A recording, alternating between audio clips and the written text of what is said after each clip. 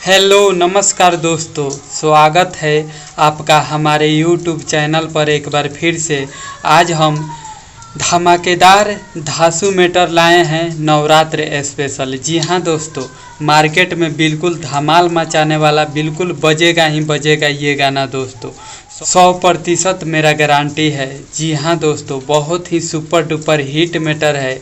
Track का नाम है देवघर नगरिया लचकी कमरिया। जी हाँ दोस्तों, बहुत ही सुपर हिट ट्रैक भी है।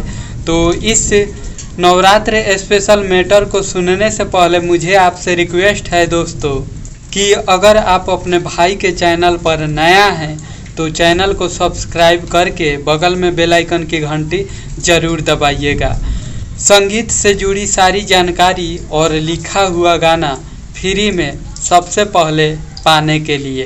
तो चलिए दोस्तों, देरी ना करते हुए आज का super duper hit Navratra special matter को देखा जाए और सुना जाए कैसा है।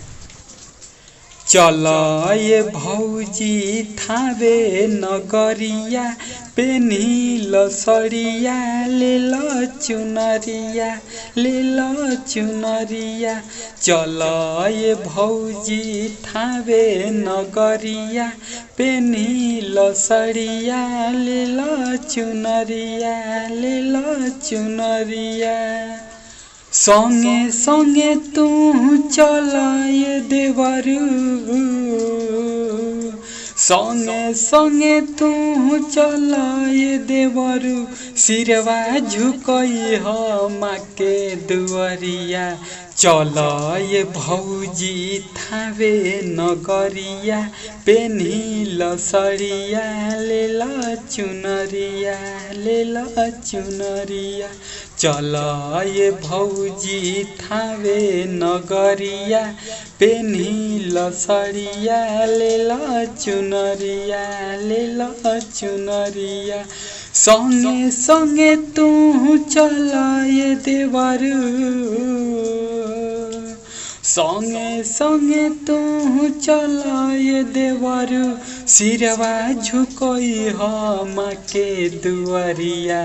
चल ये भौजी थावे नगरिया पेनी लसरिया ले लो चुनरिया ले लो चुनरिया।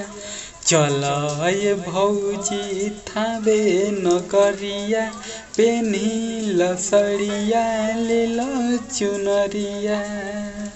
तो यही मैटर था दोस्तों, कैसा लगा आप सबको कमेंट करके ज़रूर बताइएगा। अगर मेरा वीडियो अच्छा लगा है तो वीडियो को लाइक करना ना भूलिएगा दोस्तों, और चैनल पे पहली बार हैं तो चैनल को भी सब्सक्राइब ज़रूर कीजिएगा। मिलते हैं अगले वीडियो में नए हिट गीत के साथ, तब तक के लिए।